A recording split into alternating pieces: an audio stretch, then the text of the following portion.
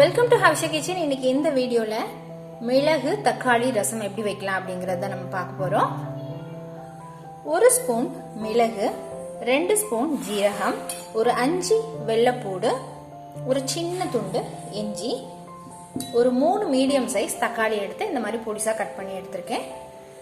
ஒரு மிக்சர் ஜார்ல மிளகு ஆட் பண்ணிக்கலாம், ஜீரகம், வெள்ளைப்பூடு, இஞ்சி. இந்த தக்காளியில நம்ம பாதி தக்காளியை மிக்சர் ஜார்ல சேர்த்து நல்லா ஃபைனா கிரைண்ட் பண்ணி எடுத்துக்கலாம். பாதி தக்காளி நம்ம தக்காளி வைக்கும் போது யூஸ் பண்ணிக்கலாம். மிளகு, ஜீரகம், வெள்ளைப்பூடு, தக்காளி எல்லாம் இந்த மாதிரி கொஞ்சம் அரைச்சி எடுத்தாச்சு.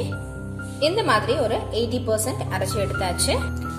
ஃப்ரை பண்ண வச்சுக்கலாம். ஒரு 2 ஸ்பூன் ஆயில் ஆட் பண்றேன். எண்ணெய் சூடானோன்னு கொஞ்சம் கடுகு, கொஞ்சம் உளுந்த பருப்பு, கருகு பொரியும் போது கொஞ்சம் கருவேப்பிலை, 2 காய்ந்த மிளகாய், ஒரு 3 பிஞ்ச் காயப்பொடி எண்ணெயில ஆட் பண்ணிக்கலாம். தக்காளி, நறுக்கி எடுத்த தக்காளி, அரைச்சி எடுத்த பேஸ்ட்.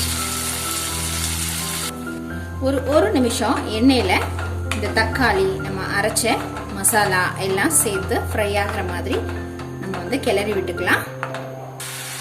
கொஞ்சம் மஞ்சள் பொடி, 1 ஸ்பூன் உப்பு பொடி சேர்த்து நல்லா கிளறிக்கலாம்.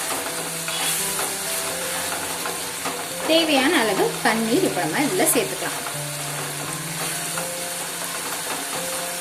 ஒரு 1/2 லிட்டர் தண்ணி இதுக்கு கரெக்டா இருக்கும்.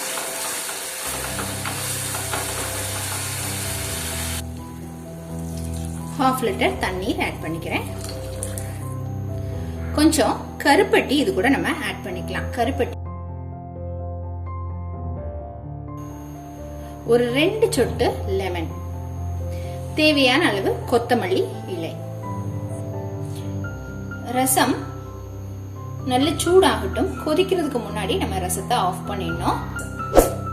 ரசம் ஒரு 30 செகண்ட்ஸ்ல நீங்க ஹை ஃப்ளேம்ல வச்சுட்டு கொதிக்கிறதுக்கு முன்னாடி இறக்கிடலாம். இந்த ரசம் நமக்கு கோல்டு காஃப் இருக்கும் போது கூட நீங்க நல்லா செஞ்சு இதை அப்படியே குடிக்கலாம். உங்களுக்கு ரொம்ப ஹெல்த்தியா ஃபீல் பண்ணுவீங்க.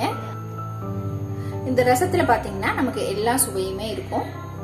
ஸோ நீங்க டேஸ்ட் பண்ணி பாத்தீங்கன்னா உங்களுக்கு தெரியும். கண்டிப்பா இது மாதிரி ட்ரை பண்ணி பாருங்க. இந்த வீடியோ உங்களுக்கு பிடிச்சிருக்கும்னு நினைக்கிறேன். ஹவிஷா கிச்சனை சப்ஸ்கிரைப் பண்ணுங்க. தேங்க்யூ ஃபார் வாட்சிங் ஹவிஷா கிச்சன்.